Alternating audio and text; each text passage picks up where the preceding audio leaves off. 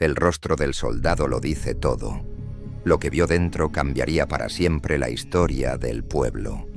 ¿Recuerdas a Béla Kiss, el amable y solitario ojalatero húngaro que se despidió de su pueblo para luchar en la Gran Guerra?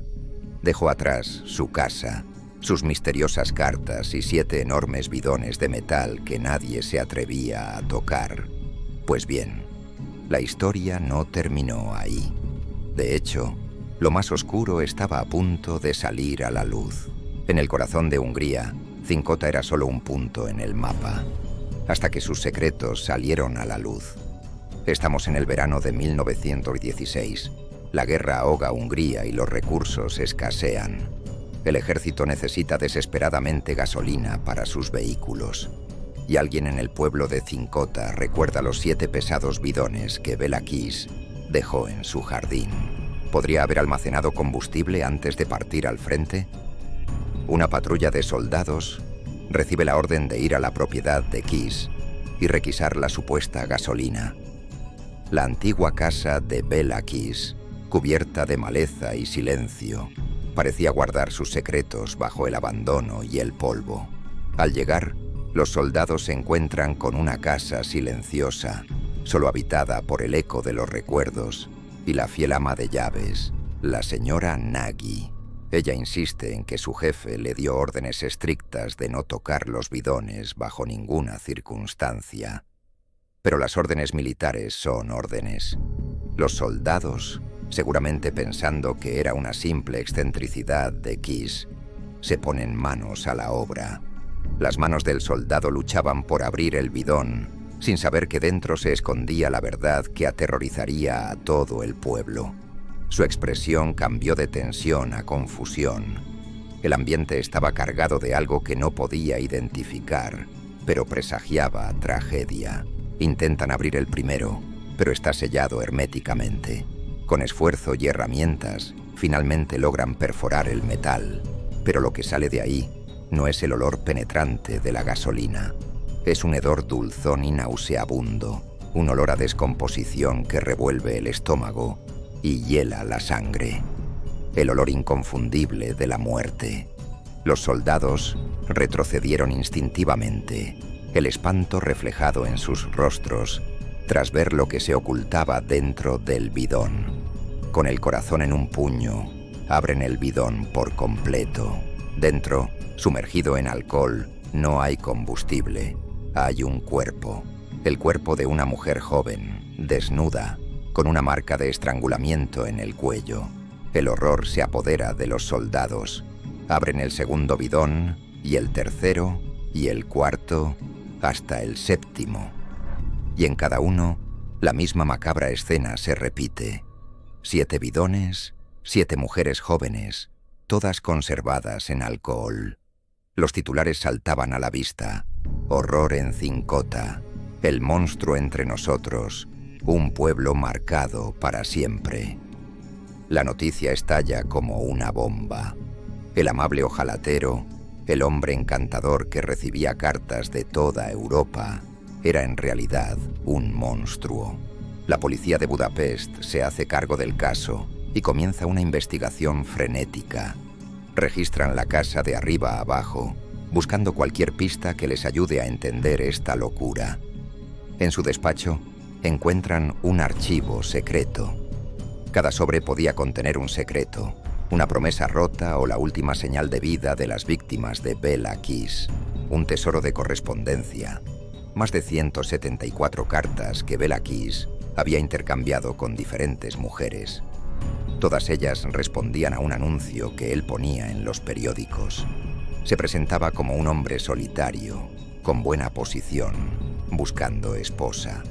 Las jóvenes, imaginando un futuro mejor, sin saber el peligro oculto tras esas palabras, respondían.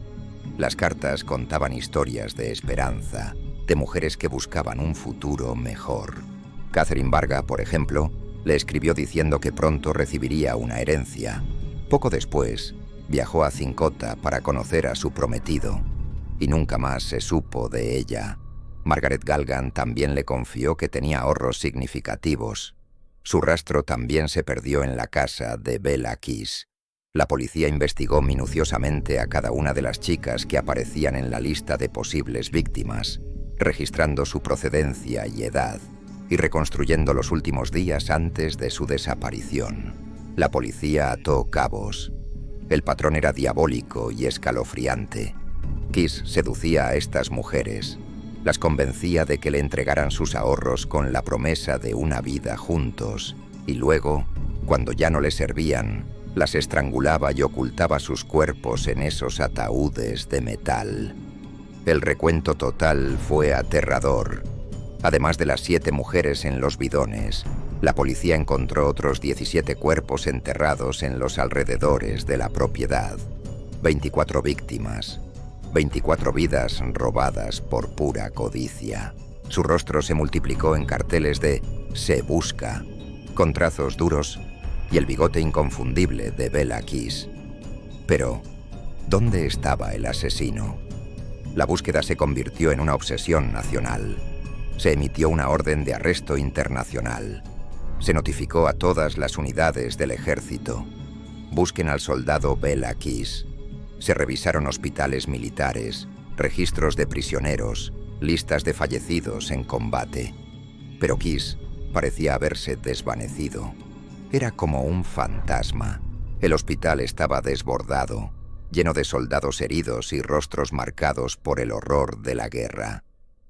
Hubo pistas falsas que encendieron y apagaron la esperanza. En 1916, un hospital militar en Serbia informó que un soldado llamado Bela Kiss había muerto de tifus. Cuando los detectives llegaron para confirmar la identidad, descubrieron que era otro hombre con el mismo nombre. El monstruo seguía libre. El tiempo seguía avanzando, pero la sombra del caso Bela Kiss nunca desaparecía del todo. Los años pasaron.